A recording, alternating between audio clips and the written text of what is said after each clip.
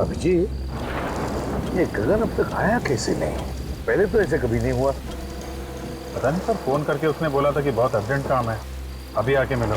काम तो वैसे जरूरी होगा, वरना ऐसे नहीं बुलाता हुआ। हाँ सर, जब भी फोन करके बुलाया है कुछ काम की खबर दी है उसने। है खबरी, लेकिन बड़े काम का आदमी है सर, इसीलिए तो छूट दे रखी है अपराधियों के साथ रहने की, नहीं अब तक तो जेल में होता। यहीं पे बुलाया है ना उसने? हाँ सर, यही जगह बताई थी, ज़्यादातर इसी जगह पे आके मिलता है हमसे।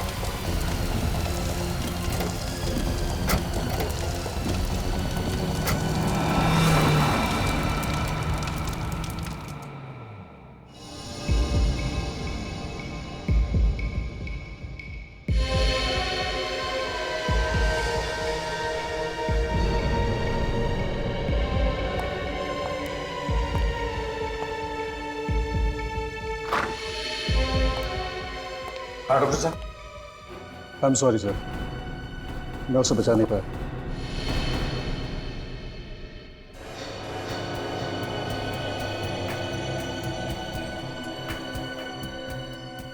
लेकिन डॉक्टर साहब, जब हम इसे यहाँ लेकर आए थे तब तो ये जिंदा था ना? नहीं सर, इसकी मौत पहले ही हो चुकी थी। हार्ट ने काम करना बंद कर दिया था। शरीर गर्म था, इसलिए हमने कोशिश की शायद बच जाए। सर, हो सकता है बिजली कड़कने की वजह से हार्ट अटैक वगैरह आ गया। नहीं सर, एक्चुअली इसकी मौत की वजह कुछ और है। क्या? इसकी मौत की वजह कुछ और है? जी सर। क्या क्या वजह हो सकती है? अब ये तो ठीक है, कोई बात नहीं। अभिजीत, बॉडी को फोरेंसिक लैब लेकर चलते हैं। डॉक्टर साळुंखे ये बताएगा क्या हुआ है।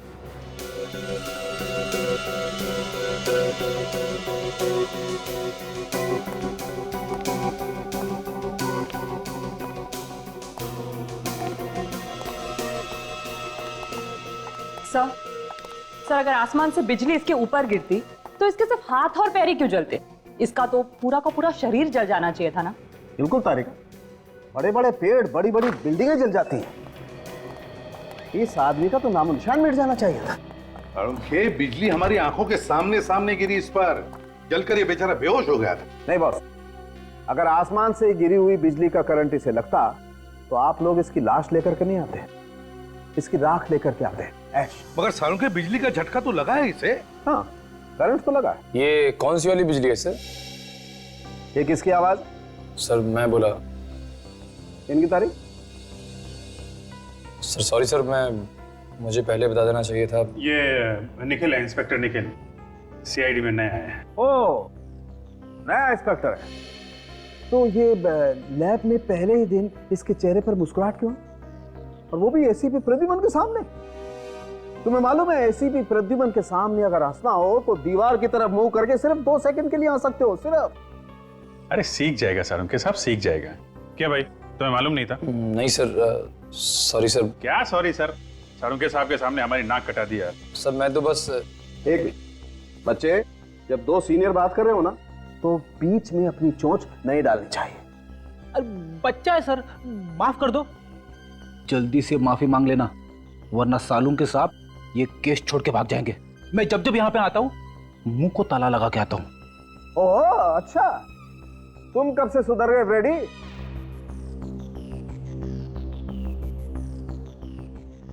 सॉरी सर, आगे से गलती नहीं होगी। हाँ तो साळुंखे, हाँ तो मैं ये बता रहा था बॉस कि जिस तरीके से इसके हाथ और पैर जले हुए हैं उससे लगता है कि इसे 250 वोल्ट की बिजली का करंट लगा है। मगर साळुंखे, करंट लगा तो लगा कैसे? वहां पर तो कोई तार या कोई केबल भी टूटा हुआ नहीं था, बस सिर्फ एक बिजली का खंबा था। बस इसके हाथ और पैर देखने से पता चलता है कि इसने किसी ऐसी चीज को पकड़ा था जिससे वो करंट इसके शरीर में आ गया और इसके हाथ पैर जल गए। सालुंके साहब, इसने हमारे सामने बाइक पोल पे लगाई, उसी समय बिजली कड़की और फिर हमने देखा ये जलने लगा, और इसकी बाइक भी। उस पोल में करंट होगा अभिजीत, तभी तो जैसे ही बाइक पोल से चिपकी उस पे करंट आ गया। मगर सर, बाइक का टायर कैसे जल सकता है? टायर तो रबर का बना होता है और रबर में तो करंट पास नहीं होता। ये तुमसे किसने कहा है? देखो, अगर हाई वोल्टेज करंट हो और अर्थिंग मिल जाए तो बॉस रबर के टायर में भी करंट पास हो सकता है। और वैसे भी अलग अलग किस्म के रबर होते हैं, है ना सालुंके, जैसे स्टील बेल्ट रबर या कार्बन रबर। एग्जैक्टली। और कई बार तो ऐसा होता है कि हाई वोल्टेज करंट की वजह से इन रबर में आग भी लग सकती है। और देखो, टायर में तो स्टील के वायर भी होते हैं, तो हो सकता है स्टील के वायर के थ्रू करंट पास हो गया। अभी ये एक बार फिर से उस बिजली के खंबे के पास जाकर के छानबीन करनी होगी। इलेक्ट्रिक सप्लाई डिपार्टमेंट के लोगों को भी वहां बुला लो।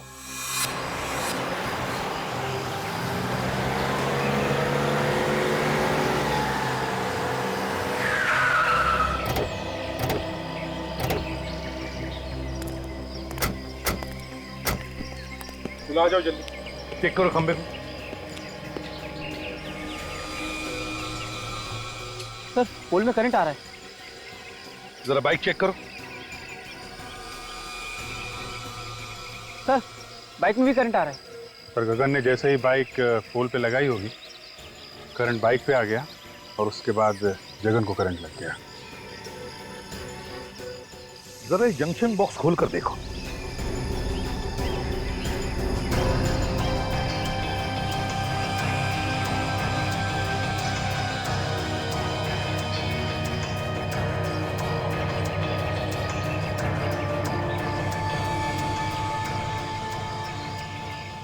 सर, ये देखिए, बाइक का स्टैंड खराब है, इसीलिए गगन ने बाइक को खंबे को लगा के रखा होगा।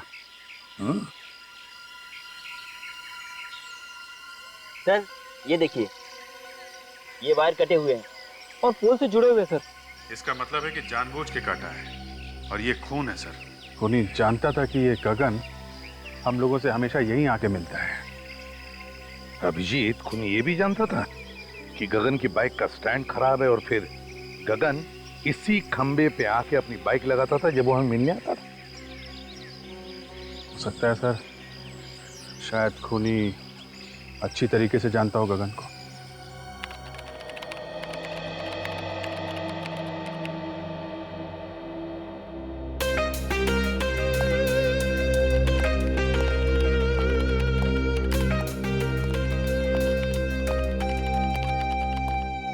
Hello sir. हेलो। निखिल, तुम अभी नए हो, अभी तुमने फ्रेडी का कमाल देखा ही कहां है। ये लोग अगर सारा केस मेरे ऊपर छोड़ दे तो इस केस को मैं ऐसे ऐसे चुटकियों में सॉल्व कर दूं, चुटकियों में। सर, वैसे भी मैंने आपके बारे में बहुत कुछ सुना है सर।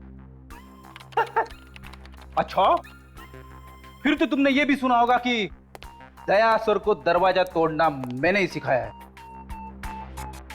अरे देखते क्या हो, मैं झूठ नहीं बोल रहा हूं। वो कभी कभी मैं थक जाता हूं तो उन्हें कह देता हूं दरवाजा तोड़ने के लिए, तो वरना दया सर तो। सर, दया सर के बारे में आप ऐसी बातें मत करिए। क्यों भाई, दया सर को क्या पर लगे हैं? देखिए, वो मेरे गुरु हैं और मैं उनके खिलाफ एक भी शब्द नहीं सुन सकता इस तरह के। अरे मैं तो मजाक कर रहा था। एक्चुअली मैं ये कहना चाहता था कि कभी कभी मैं भी दया सर की मदद करता हूँ दरवाजा तोड़ने के लिए। और सर, गगन ऐसे मरने वालों में से नहीं था, अपराधियों के साथ रहता था वो, और मैंने उसे कई बातें सिखा रखी थी। हर दांव पेच मालूम था सर उसे। कोई ना कोई उसके पीछे पड़ा हुआ था सर काफी दिनों से। आदया, और वो जो भी कोई है वो जानता था कि गगन हमको क्या बताने वाला है। सर, कैसे भी करके ये पता लगाना चाहिए कि वो बात क्या थी। हो सकता है कोई बड़ी घटना के बारे में हो। हाँ सर, वैसे तो वो मुझसे 3-4 दिन बाद मिलने वाला था, मगर उसने फोन करके बुला लिया मुझे। कोई तो बड़ी बात थी सर। गगन का रिकॉर्ड है ना हमारे पास? हाँ सर। बस तो देखो किन किन लोगों को जानता था, उन्हीं से हमें पता चलेगा। सर, उसके परिवार वालों से भी पूछताछ करते हैं। हाँ भैया, परिवार वालों से भी पूछताछ करो, उसके फोन रिकॉर्ड चेक करो, देखो वो किस किस से बात करता था, किस किस से मिलता था। जैसे भी हो, हमें पता लगाना ही चाहिए कि यह किसका काम है।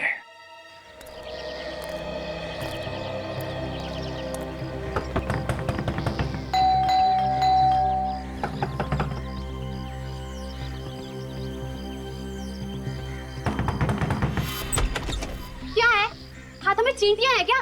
काय को बार-बार दरवाजा खटखटा रहे हो? वो गगन यहीं पे रहता है ना? हाँ, यही रहता है, लेकिन घर पर नहीं है वो।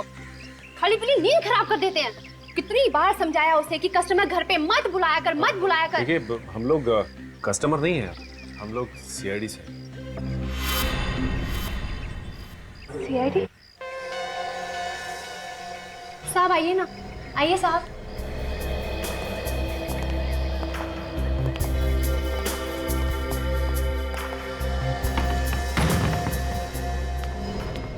अब क्या हुआ साहब? मेरे पति ने फिर से उल्टा सीधा कुछ किया क्या? देखिए साहब, अब उसे सब कुछ छोड़ दिया है। अब तो मेरे मर्द ने प्लम्बर का धंधा शुरू कर दिया है। हमें मालूम है। तो फिर क्या हुआ साहब? देखिए, आपके पति ने तो कुछ नहीं किया। तो फिर? वो बताइए ना, क्या किया मेरे मर्द ने? आपके पति की मौत हो गई, किसी ने खून कर दिया उसका। बेहोश हो गई, पानी लेकर निक जल्दी।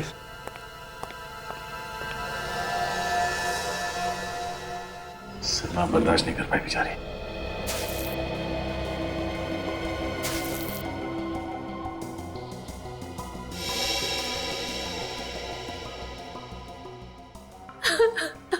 देखिए, जो कुछ होना था वो हो गया। गगन की मौत का हमें भी बहुत दुख है। खबरी था वो हमारा। खबरी बना के मरवा डाला आप लोगों ने उसे। मुझे पता होता तो मैं ऐसा काम उसे कभी नहीं करने देती। सीआईडी की मदद करना कोई गुनाह नहीं है। आप हमें ये बताइए कि कोई दुश्मन था गगन का? मेरे पति ने हमेशा सबका भला किया है। जिसके पास पैसे नहीं होते थे, मुफ्त में काम कर देते थे उसका। ऐसे भले इंसान का कोई दुश्मन कैसे हो सकता है साहब? देखिए, कोई ना कोई तो उसका दुश्मन जरूर था जो उसके पीछे लगा हुआ था। मतलब उसको कैसे पता चलता कि वो हमसे मिलने वाला था? देखिए, अगर आपको मालूम है तो आप बता दीजिए, वरना वो दुश्मन आपके लिए भी खतरनाक हो सकता है। मैंने कहा ना ऑफिसर, उनका कोई दुश्मन नहीं हो सकता। अच्छा, आप पिछले कुछ दिनों में कोई मिलने आया था उससे? देखिए, प्लीज आराम से सोच के बताइए। कोई ऐसा आदमी उससे मिलने के लिए आता था जिस पे आपको शक हो? नहीं साहब, घर पे तो कोई नहीं आया था, लेकिन हाँ, गगन कैरम क्लब जाते थे और पिछले 5-6 दिन पहले जब वो कैरम क्लब गए और वहां से लौटने के बाद कुछ टेंशन में लगे मुझे। टेंशन? किस बात की टेंशन थी उसे? मैंने पूछा उनसे कि क्या हुआ, मुझे बताइए, लेकिन उन्होंने कुछ नहीं बताया। बस कहा कि टेंशन है, बहुत जल्द सीआईडी से मिलना पड़ेगा। ये कैरम क्लब कहाँ पर है? हाँ जी, हाँ जी, ये गगन के नाम से ही फोन है। मिल गया रिकॉर्ड? हाँ, तो आप मेल कर दीजिए ना। या थैंक यू वेरी मच। जरा मेल चेक करना, उन लोगों ने गगन के फोन का रिकॉर्ड हम लोगों को मेल किया है। देखते हैं किसका किसका फोन आया था और किसे फोन किया था इसने। मेल आ गया सर। हाँ, ओपन करो, देखो।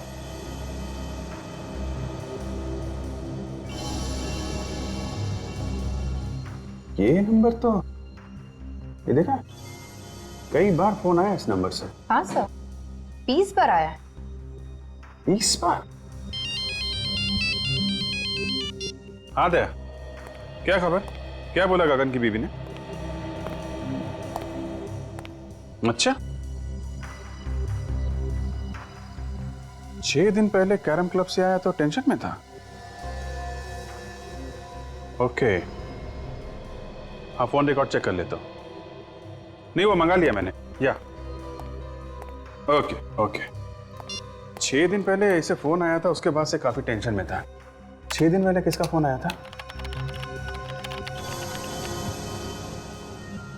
ये तो वही नंबर है जहां से 20 बार फोन आया था। जरा पता करो किसका नंबर है ये।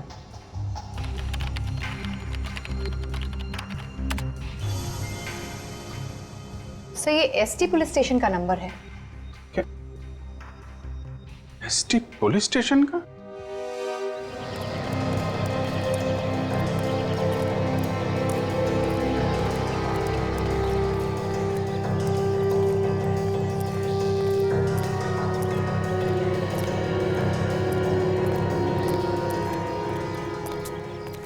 आइए दादा भाई।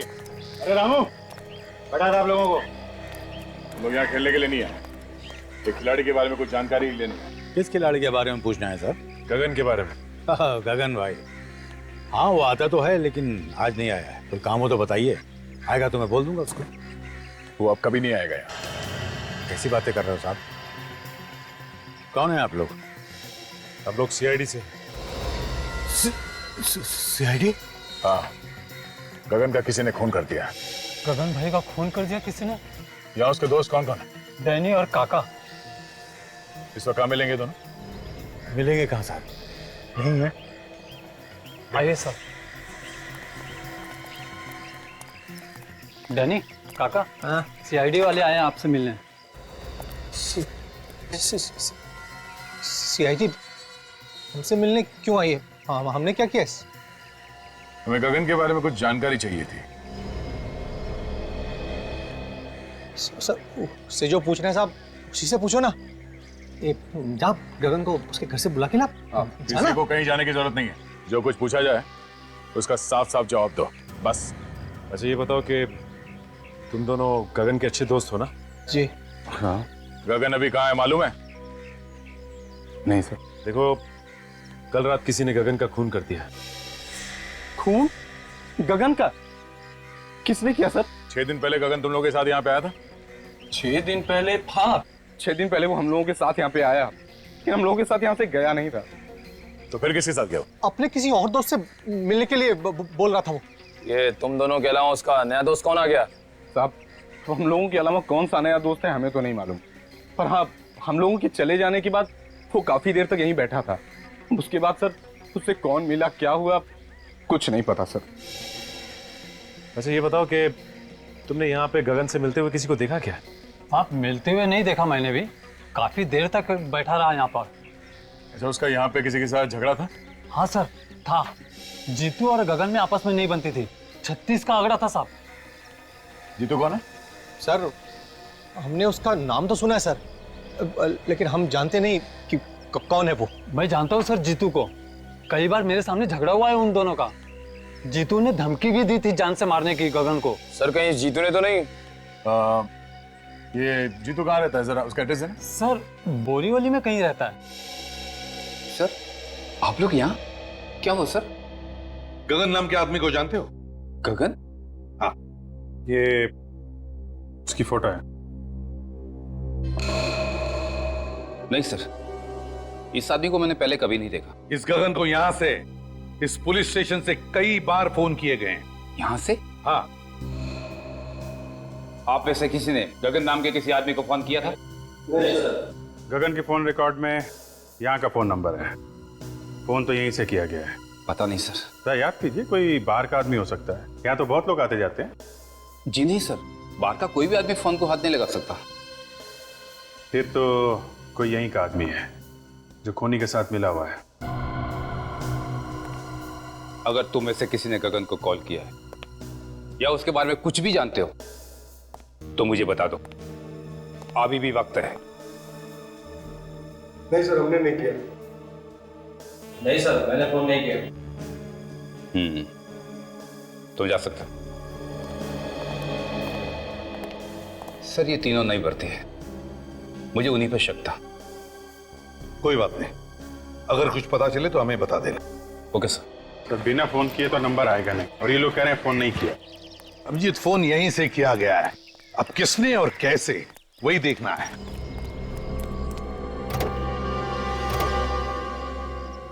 सर, हाँ सर, लगता है पता चल गया कि फोन कहां से किया गया है। अच्छा, कहां से? वो देखिए सर, ये जंक्शन बॉक्स पुलिस स्टेशन के बिल्कुल पास में है। हो सकता है यहां से कुछ छेड़छाड़ की गई हो। हाँ अभिजीत, काम करो, टेलीफोन वालों को बुलाओ, पता चलेगा किसने क्या किया है यहाँ इस जंक्शन बॉक्स से। सर,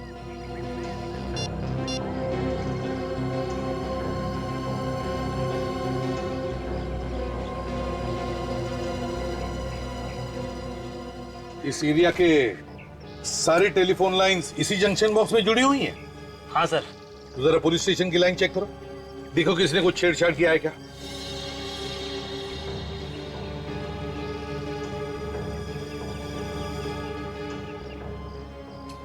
ये देखिए सर, ये तार टूटा हुआ है। तो इसका मतलब है अभिजीत खूनी ने इस वायर को तोड़कर दूसरी वायर लगाकर फोन किया और फिर पहले जैसी जोड़ के रख दी है।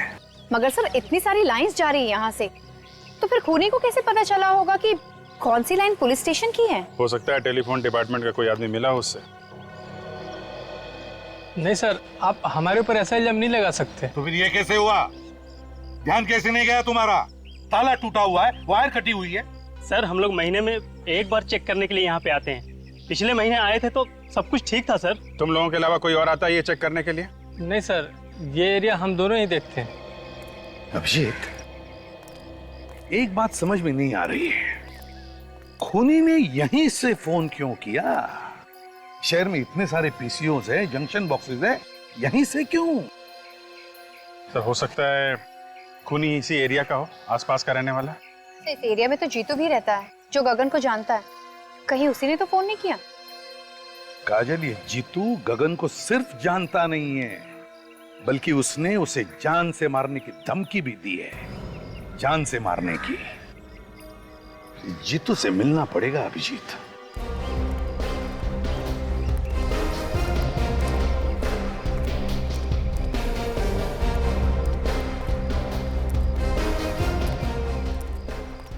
ये अरे दादा, ये जीतू यहीं पे रहता है ना? हाँ यहीं रहता है क्या वो घर पे? क्या मालूम, होगा, जाके देख लो।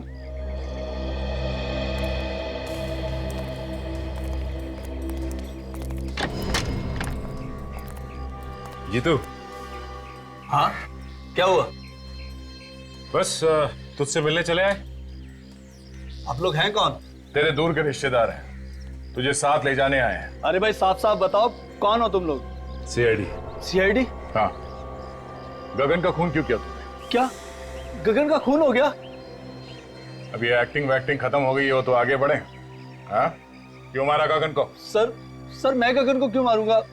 मेरी उससे क्या दुश्मनी है? तेरा झगड़ा हुआ था ना उसके साथ कैरम क्लब में। सर जब मैं किसी कैरम क्लब गया ही नहीं तो झगड़े का तो सवाल ही नहीं उठता ना। ये गगन जहाँ पे रहता है उसके घर के पास में नुक्कड़ पे एक कैरम क्लब है। कुछ याद आया तुम्हें? नुक्कड़ पे कैरम क्लब? तेरे पास सिर्फ 1 सेकंड है, जो कुछ मालूम है सच सच बता, वरना मेरा एक हाथ पड़ेगा तो 10 दिन तक तेरा दिमाग झंझनाता रह जाएगा। तू वहां पर कैरम क्लब में गया था, तुझे लोगों ने वहां पे देखा था, और तेरा झगड़ा भी हुआ था गगन के साथ में। सच बोल, हुआ था या नहीं? हाँ सर, याद आया। अच्छा हुआ, जल्दी याद आ गया। गगन के साथ झगड़ा हुआ था ना? हाँ? वो तो सर ऐसे ही थोड़ी बहुत कहा सुनी हो गई थी, फिर बाद में बोलचाल हो गई सर। ऐसी कहा सुनी तो अक्सर हो जाती है हमारे बीच। किस बात को लेकर झगड़ा हुआ था तुम दोनों के बीच? वो सर, पहले मैं गगन के पड़ोस में रहता था तो इलेक्ट्रिसिटी के बिल को लेकर थोड़ी सी कहा सुनी हो गई थी। सर छोटे मोटे इलेक्ट्रिसिटी बिल के लिए कोई किसी को मार सकता है क्या? नहीं। पर इसने तो गगन का खून कर दिया। नहीं सर, मैंने गगन को नहीं मारा सर, मैं सच कह रहा हूँ सर। अगर कोई ये कह दे कि मैंने गगन का खून किया है तो सर आप जो मर्जी सजा दीजिएगा सर। सचिन! सर आप ठीक है ना? किसने गोली मारी सर? गोली लगी तुम्हें? सर वो रहा सर।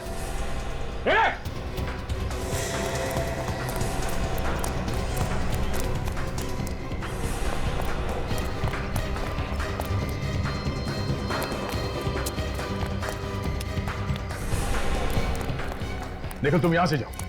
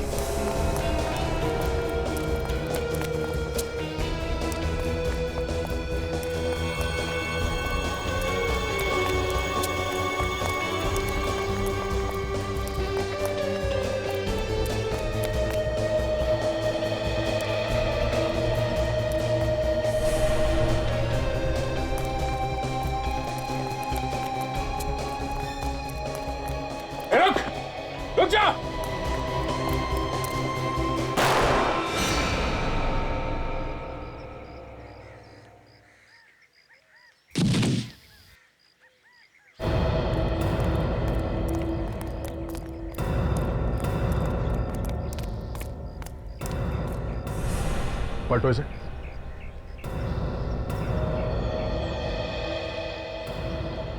सर इसके तो सीने में गोली लगी। सीने में गोली लगी है? मगर मैंने तो इसके पैर पे गोली चलाई थी, वो भी पीछे से।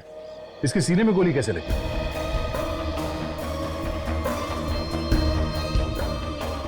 हाँ सर, अगर पीछे से गोली लगी होती तो इसकी पीठ में कहीं कोई निशान होता, लेकिन पीठ में कोई भी निशान नहीं। सचिन, किसी ने सामने से गोली चलाई है।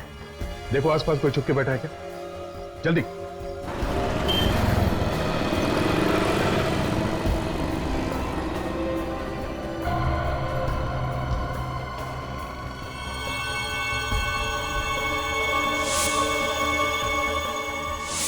कैरम क्लब का नौकर? ये कैरम क्लब का नौकर जीतू को क्यों मारना चाहता था? जीतू, गगन और नौकर, 3 लोग। तीनों में से जीतू और गगन के बीच में झगड़ा हुआ, जिसमें गगन मारा गया। फिर नौकर ने जीतू को मारने की कोशिश की और खुद मर गया। लेकिन समझ में नहीं आ रहा कि इन 3 लोगों में चक्कर क्या है। सर ऐसा लगता है इनके पीछे कोई चौथा आदमी भी है, जिसने नौकर से जीतू पे हमला करवाया।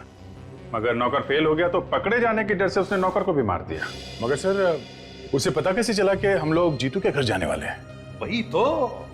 वही तो या ये जो भी आदमी है जो ये सब करवा रहा है, वही हमारे हर कदम पे नजर रखे हुए है। और वो जानता है कि जीतू उसके बारे में सब कुछ जानता है, और इसीलिए उसने उसे मारने की कोशिश भी की। सर अगर जीतू को मालूम होता तो हमें बता देता। काफी डरा हुआ था सर वो। सर एक बात समझ में नहीं आई, किस नौकर ने जीतू पर हमला हम लोगों के सामने ही क्यों किया?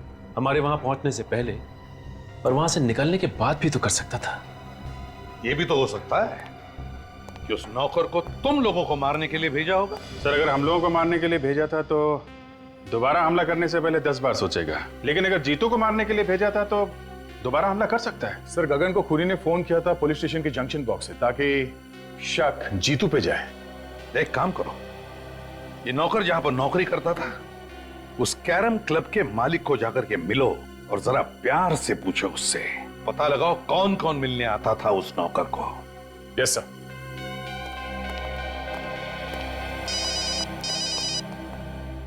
हेलो, क्या? कहां पे? ठीक है, हम लोग आते हैं। क्या हुआ अभिजीत? सर ढलान रोड पे एक लाश पड़ी हुई है। लाश? नौकर तुम्हारी आंखों के सामने इतनी गड़बड़ कर रहा था तो तुम्हें भी कुछ मालूम होगा ना? हाँ?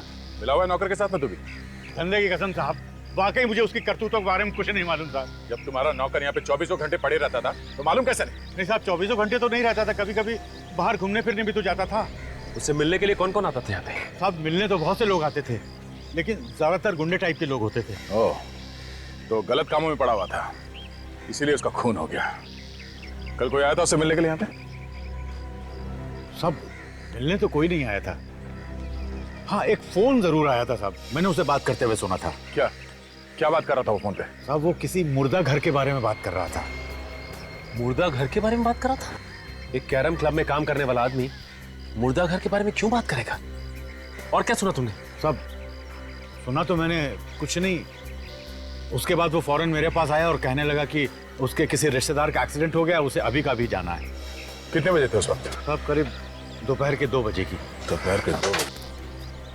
यहाँ आसपास के एरिया में जितने मुर्दा घर हैं उन सब में जाके इस नौकर का फोटो दिखा दिखा के पूछते हैं, कोई ना कोई सुराग जरूर मिलेगा। चलो।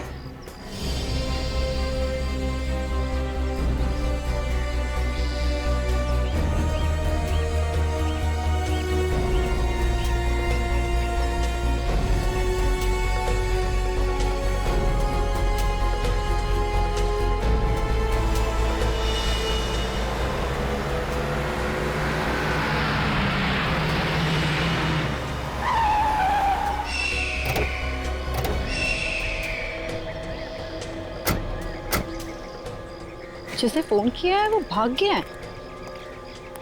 यही तो प्रॉब्लम है, लोग पुलिस के पचड़े में नहीं पड़ना चाहते। एक्सीडेंट का केस लगता है। लेकिन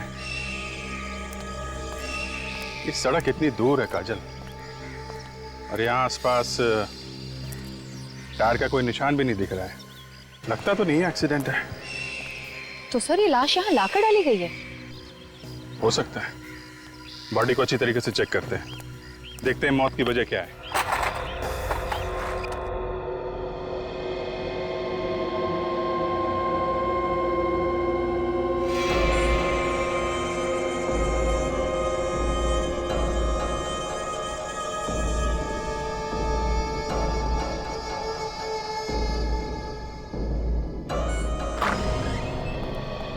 सर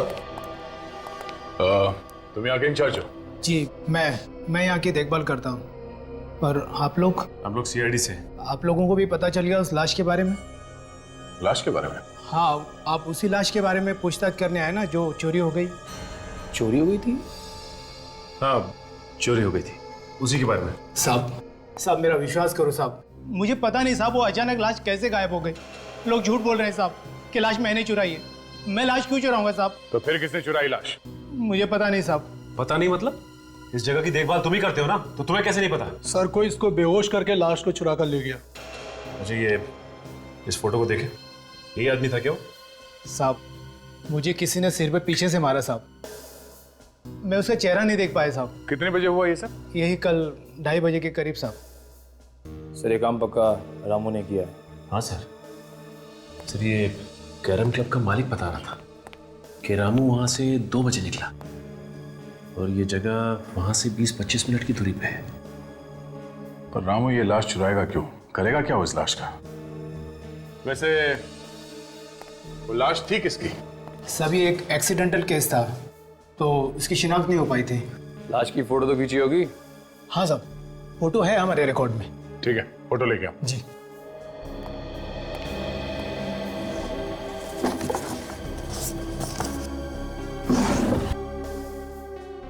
सभी है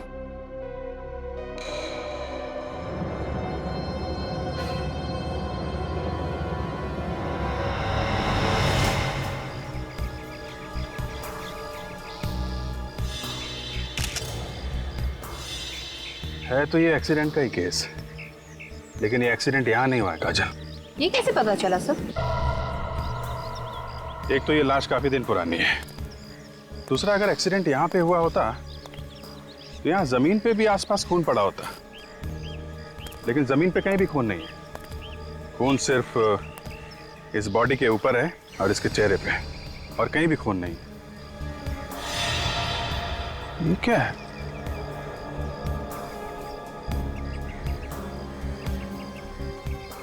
अंगूठे में धागा?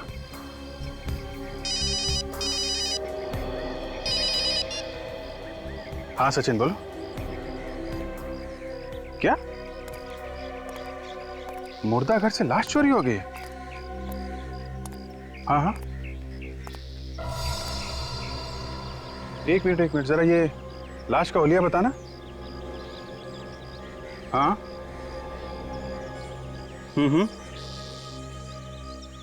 यार, जैसा हुलिया तुम बता रहे हो वैसी लाश हमारे सामने पड़ी हुई है और इसके पैर पे धागा बंधा हुआ है, वो जो मुर्दा घर में बांधते हैं ना पैर पे नंबरिंग के लिए, वैसा ही।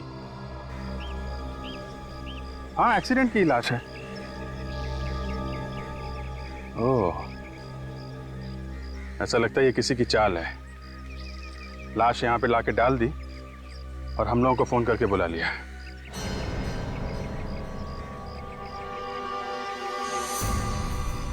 हेलो हेलो, अभिजीत साहब। हे, मोबाइल।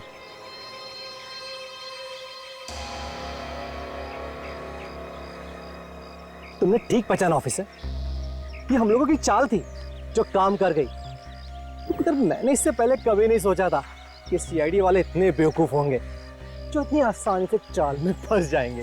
फोन कट गया तो फिर से लगाओ ना, फिर से ट्राई करो, नेटवर्क का कुछ प्रॉब्लम हो सकता है। सर अब तो नंबर स्विच ऑफ आ रहा है। मोबाइल स्विच ऑफ है? सीआईडी वालों के कान में खुजली करेगा, मालूम है अंजाम क्या होगा?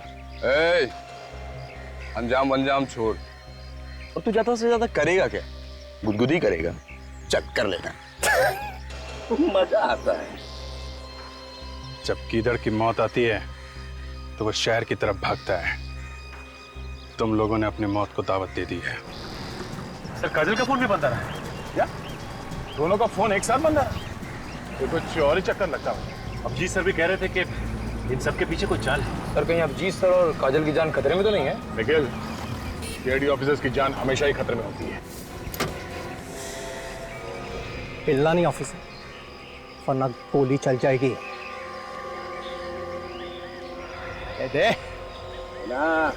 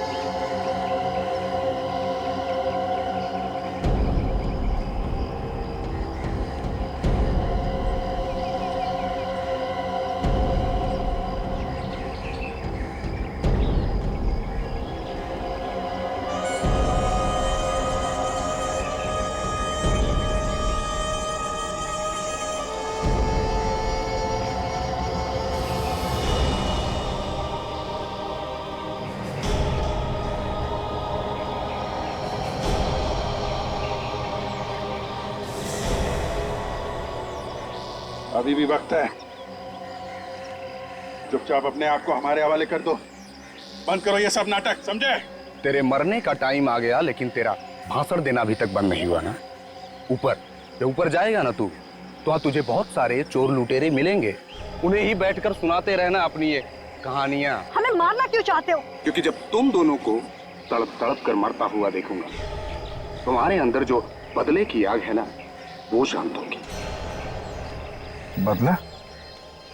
कैसा बदला? हाँ, तुम लोगों ने मेरे भाई को फांसी के तख्ते पे चढ़ा दिया और हम कुछ भी नहीं कर सके। कौन कौन था तुम्हारा भाई? जग्या। जग्या? जग्या तुम्हारा भाई था? हाँ, वही जग्या जिसका नाम सुनकर तुम्हारे पैर कांपने लगते हैं। न जाने कितने लोगों के घर उजाड़े हैं उसने, न जाने कितने बच्चों को अनाथ किया है। उसे फांसी नहीं होती तो क्या होती? फांसी से बढ़कर अगर कोई सजा होगी ना, वो मिलनी चाहिए थी उसे। दूंगा, उससे भी बड़ी सजा दूंगा। हाँ।